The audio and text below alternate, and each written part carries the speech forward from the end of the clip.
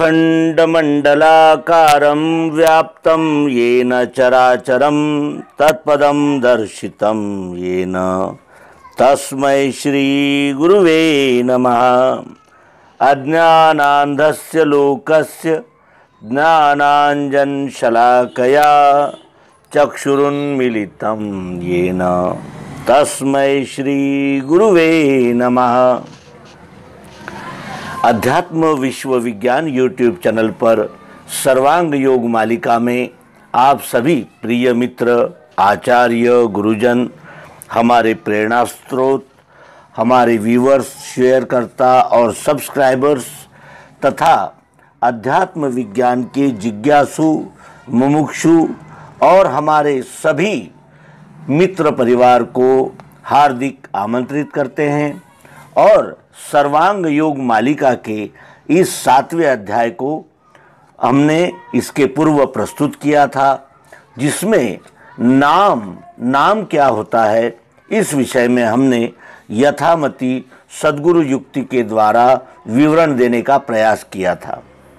हमने देखा था कि पृथ्वी, जल, अग्नि, वायु, आकाश, सतोगुण, रजोगुण और तमोगुण ये अष्टधा प्रकृति है और इसी प्रकृति में अर्थात सगुण साकार में ही वो निराकार, निर्गुण, चाहत, जरूरत, प्रियत्व, अस्तित्व ओतप्रोत व्याप्त है और उसी अस्तित्व, चाहत, प्रियत्व का ही ये सारा दृश्य स्वरूप दिख रहा है। इसे वेदांती माया कहते हैं। माया का अर्थ असत्य नहीं होता, माया का अर्थ होता है जो सतत रूपांतरण होती ही रहती है, एक क्षण भी स्थिर नहीं रहती। और ये क्षर भाव जिसे तत् कहते हैं वो भी एक क्षण स्थिर नहीं होता है।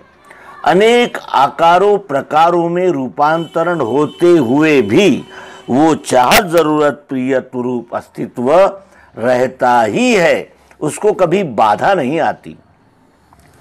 लोहा, लकड़ी चाहे लाख अपने रूपांतरण कर ले, लेकिन उसमें का प्रियत्व कभी नष्ट होता ही नहीं। वो अनेकों रूपों रंगों में रूपांतरण होते हुए भी प्रिय होता ही है। उसी प्रकार इस विश्व के हर घटक, एक एक कण का रूपांतरण सतत जारी है, लेकिन उसमें व्याप्त अक्षर ब्रह्म आत्मा जो अस्तित्व, भातित्व और प्रियत्व के रूप से उपस्थित है, उसका कभी नाश होता ही नहीं। जैसे हमने प्रयोग के लिए हुए बताशे का बाह्य स्वरूप तो बदल जाता है, लेकिन उसमें व्याप्त ओतप्रोत, ऊपर नीचे, अंदर बाहर, सर्व ओर रहने वाली मिठास का कभी रूपांतरण होता ही नहीं। उसी प्रकार ये अक्षर ब्रह्म आत्मा का कभी रूपांतरण, परिवर्तन होता ही नहीं, ये सदैव रहती ही है। और सगुण साकार प्रकृति और निर्गुण निराकार अक्षरात्मा, इन दोनों का लय नाम में होता है। नाम लेत भव सिंधु सुखाई, ये कहने का आशय यही था गोस्वामी तुलसीदास जी का कि नाम का उच्चारण करते ही वस्तु ही उपस्थित हो जाती है, क्योंकि नाम वस्तु का ही होता है और नाम में ही रूप और गुण, इन दोनों भावनाओं का लय होता है। इसीलिए सद्गुरु ने 7वें अध्याय में कहा था कि नाम है उसके आगे जान के बुद्धि ही जहाँ लय को प्राप्त होती है, वही सद्रूप जानना, वही है अपना रूप पुरुषोत्तम भाव से। महिमा सद्गुरु की ये निज बोधार्थ है कही, अष्टांग अक्षर साकार नहीं रूप मिठास में, ये दोनों भावना छोड़ो अकेला नाम ही रहा। वही शक्कर ये नाम पुरुषोत्तम भाव है, क्षर अक्षर दोनों की नहीं है भावना वहाँ। दृश्य साकार वही है निराकार भी वही, दोनों का धाम भी है वो, उसको सर्व है कहा। एक ही वस्तु में जानो कल्पित भाव तीन ये, निज रूप लखाने को वेदों में कल्पना किए। बुद्धि में स्थित होवे ये, मैं ही संपूर्ण विश्व हूँ। अकंप धारणा बैठे गया द्वैत समाधि सो। समाधि की अवस्था ये अखंड रहने लगे। अनन्यता मिली उसको, वेदों का सार भी मिला। समाधि की अवस्था अर्थात ये क्षर अक्षर दोनों का लय नाम में होता है और नाम से ही निज रूप को लखा जाता है, यानी जाना जाता है। और ये बोध जब बुद्धि में स्थित हो जाता है कि मैं ही संपूर्ण विश्व हूँ, क्योंकि पृथ्वी जल अग्नि वायु आकाश इनका समन्वय, इनका समुच्चय ही पिंड है। और जैसे ये पिंड है वैसे ही अनेक पिंडों से ये विश्व बना हुआ है। इस प्रकार जब बुद्धि में ये भूमिका, ये निश्चय स्थिर हो जाता है कि मैं ही संपूर्ण विश्व हूँ, और ये धारणा जब अकंप बैठ जाती है तब द्वैत चला जाता है और बुद्धि समत्व को प्राप्त हो जाती है। ये समाधि की अर्थात बुद्धि के समत्व की अवस्था जब अखंड रहने लगती है, जब हमें अखंड ये जागृति रहने लगती है कि यहाँ कोई भी पराया है ही नहीं, सब मैं ही मैं हूँ, क्योंकि मैं ही आँख में अग्नि हूँ, कान में आकाश हूँ, नाक में पृथ्वी हूँ, जीभ में जल हूँ, त्वचा में वायु हूँ, मन के रूप से रजोगुण हूँ, बुद्धि के रूप से सत्वगुण हूँ और अहंकार के रूप से तमोगुण मैं ही तो हूँ। और जैसे चाह जरूरत प्रियत्व हर एक घटक में है, वैसे ही चाह जरूरत प्रियत्व पिंड से लेकर ब्रह्मांड तक अनुस्यूत ओत प्रोत व्याप्त है।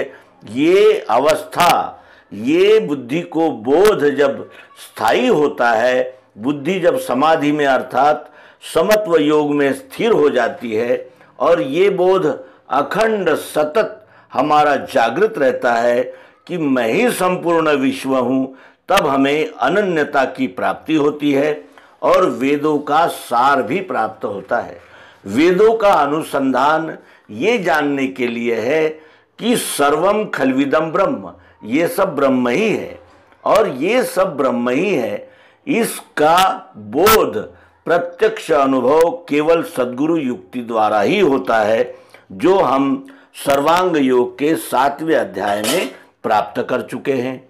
अब सर्वांग योग के 8वें अध्याय जो अनन्य भक्ति योग नाम से है, उसका हम विवरण अपने निज बोध के लिए ही प्रस्तुत कर रहे हैं।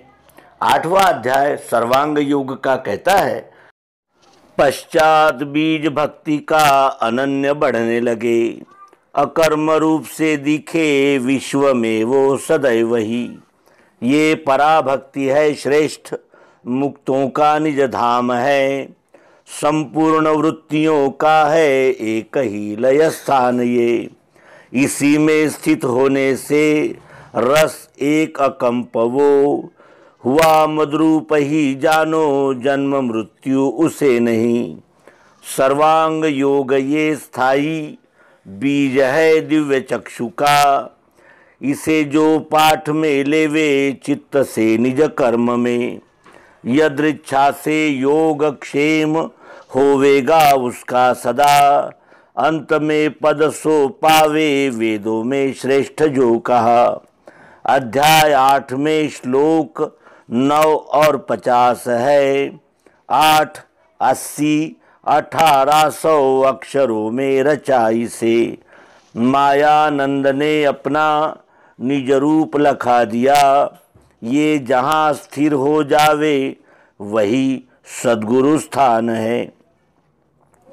अनन्य भक्ति योग नामक सर्वांग योग के अंतिम अध्याय 8 में भगवान श्री मायानंद जी कहते हैं कि जब ये अनन्यता हमारे हृदय में स्थित हो जाए, हमारी बुद्धि की चलायमान अवस्था समाप्त हो जाए और जब मैं ही संपूर्ण विश्व हूँ, ये प्रत्यक्ष प्रायोगिक पद्धति से हमारे हृदयस्थ हो जाए, तब हमें उस भक्ति के बीज की प्राप्ति होती है। भक्ति का बीज हृदय में पड़ते ही फिर वो धीरे धीरे धीरे धीरे बढ़ने लगता है, अनन्य होने लगता है। अनन्य का अर्थ है जो अन्य नहीं है।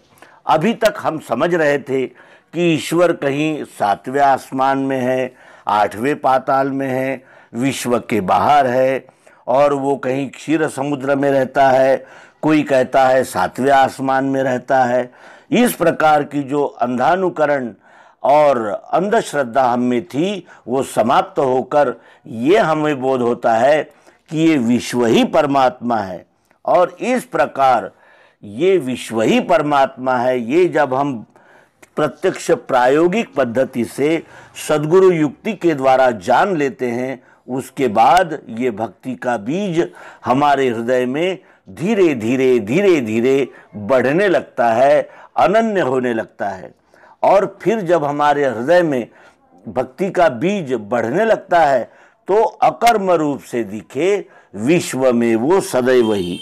फिर वो अकर्म रूप से दिखने लगता है। अकर्म का आशय क्या है? जब हम कोई भी कर्म करते हैं तो उसके कर्म के करने के साथ ही हमें मैं कर रहा हूं इस प्रकार का कर्तृत्वाभिमान रहता है, और मैं ये कर रहा हूं तो इसका प्रतिफल रूप मुझे ये मिलना चाहिए, इस प्रकार फलासक्ति होती है। लेकिन जब हमारे हृदय में भक्ति का बीज अनन्यता पूर्वक बढ़ने लगता है तब हमारे सभी कर्म अकर्म होने लगते हैं। अकर्म का अर्थ है जिन कर्मों को करते हुए न फल की आकांक्षा रहे, न कर्तृत्व का अभिमान रहे। इस प्रकार अनन्य कर्म, अनन्य भाव से जो कर्म होते हैं उसे ही अकर्म कहते हैं। हमारे नाखून बढ़ते हैं, हमारे बाल बढ़ते हैं, हमारी सांसें चलती है, हमारा अन्न पचन होता है, तो क्या ये कर्म है? ये कहीं ऐसा दर्शाते हैं कि ये करने से हमें फल की प्राप्ति होगी, या ये मैं कर रहा हूँ, ऐसा कोई बोध होता है?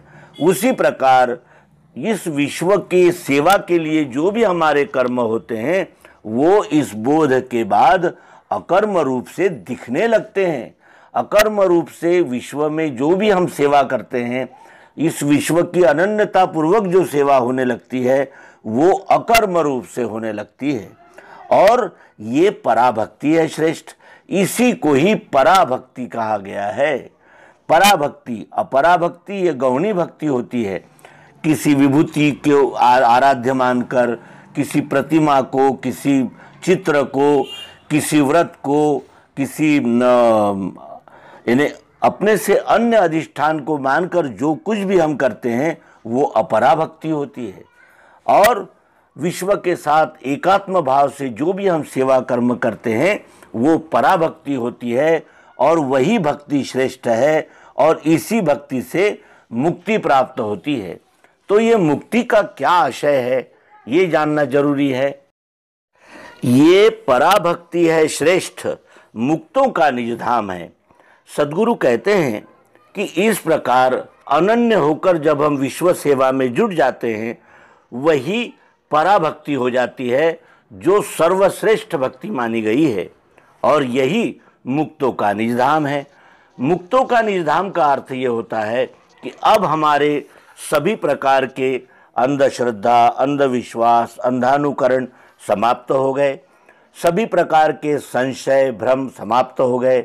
अब हम ये जान गए हैं कि ये विश्व ही परमात्मा है, और इस विश्व को परमात्मा जानकर, मानकर नहीं, जानकर जब हम इस विश्व सेवा में लग जाते हैं तो यही मुक्तों का निज धाम है। संपूर्ण वृत्तियों का है एक ही लय स्थानीय।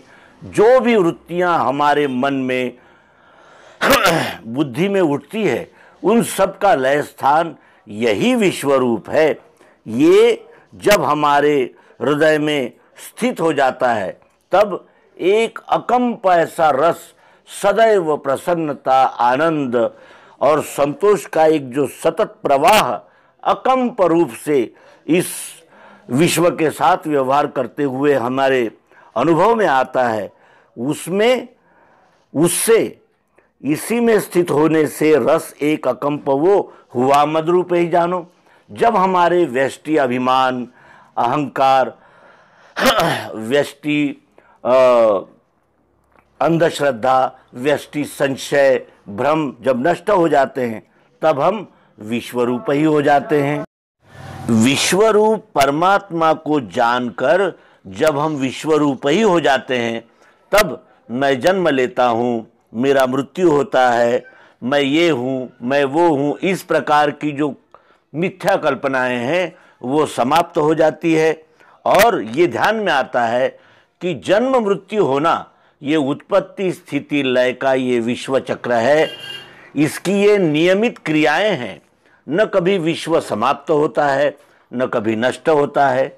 उसी प्रकार ये जीव भी कभी नष्ट नहीं होता, केवल अपने मूल स्वरूप को जानकर मूल स्वरूप में लय को प्राप्त करता है। और ये बुद्धि स्थित होते ही, बुद्धि में ये बोध होते ही फिर जन्म मृत्यु का भय जो है वो निकल जाता है, क्योंकि अब हम विश्वरूप हो गए हैं।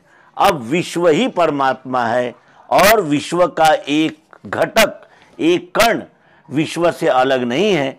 इस भूमिका में स्थित होने पर अब इस जीव का जो जीवत्व भाव है, जो जीवात्मा का यानी मैं पृथक हूँ, इस प्रकार का जो यानी मिथ्या भाव था वो समाप्त हो गया। और उससे ये बोध हुआ कि मैं विश्वरूप ही हूँ। विश्व के साथ अभिन्नता का अनुभव करते ही फिर हमारे जन्म मृत्यु के भय से हमारी मुक्ति हो जाती है। सर्वांग योग ये स्थायी बीज है दिव्य चक्षु का। सर्वांग योग को प्राप्त किए बगैर हमें विश्वरूप परमात्मा का दर्शन नहीं हो सकता। और ये दिव्य चक्षु का अर्थ है, इस दृष्टिकोण से जब हम विश्व की ओर देखते हैं, तभी हमें इस विश्वरूप परमात्मा का वास्तविक स्वरूप ध्यान में आता है। जिस पिंड से हम सारे व्यवहार कर रहे हैं, वो पिंड भी विश्वरूप का ही है। ये जीव भी विश्वरूप से ही उदय हुआ है, विश्वरूप में ही रहता है और विश्वरूप में ही लय को प्राप्त होता है। इस प्रकार का बोध इस सर्वांग योग के द्वारा स्थायी रूप से प्राप्त होने पर ये दिव्य चक्षु का बीज हमारे हृदय में धीरे धीरे धीरे धीरे पनपने लगता है, बढ़ने लगता है। और इस सर्वांग योग को, इसे जो पाठ में लेवे चित्त से निज कर्म में, अपने चित्त में सर्वांग योग को, सर्वांग योग की धारणा करके जब हम अपने निज कर्म में इस सर्वांग योग दृष्टि से इस विश्वरूप के साथ व्यवहार करते हैं, तो यदृच्छा से योग क्षेम होवेगा उसका सदा। यदृच्छा से जब हम विश्व की सेवा करेंगे तो विश्व हमारे को कोई बात की कमी नहीं होने देगा, क्योंकि हमारा यह अनुभव है कि जब इस जीव की उत्पत्ति हुई थी, उससे पूर्व ही इस जीव के माता के स्तन में दूध आ गया था। यानी हमारे आने से पहले ही हमारे योग क्षेम की चिंता इस विश्वरूप विधाता ने की थी। इस प्रकार हमारे ध्यान में आता है। और फिर यदृच्छा से योग क्षेम होवेगा सदा। यदृच्छा से का अर्थ है विश्वरूप परमात्मा अपनी निरपेक्ष और निरलस समर्पित भावना से सेवा करने वाले का योग, अर्थात उसको जो चाहिए वो, और क्षेम जो मिला है उसका रक्षण, ये दोनों करता है। फिर हमें किसी भी बात की चिंता करने की आवश्यकता नहीं है। और अंत में पद सो पावे, वेदों में श्रेष्ठ जो कहा। वेदों में श्रेष्ठ पद क्या कहा है? सर्वम खलविदम ब्रह्म, ये सब ब्रह्म ही है।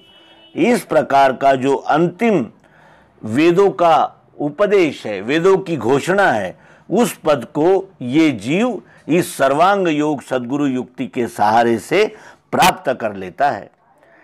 सर्वांग योग ये 8 अध्याय में 9 और 50 अर्थात 59 श्लोकों में रखा गया है।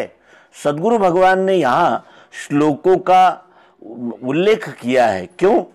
क्योंकि उसमें ना अभी कब कुछ घट हो सकती है न बढ़ हो सकती है, क्योंकि अनेक प्रकार के प्रक्षिप्त भाव उन ग्रंथों में प्रस्तुत किए गए हैं और फिर उस बात का बतंगड़ हो गया है।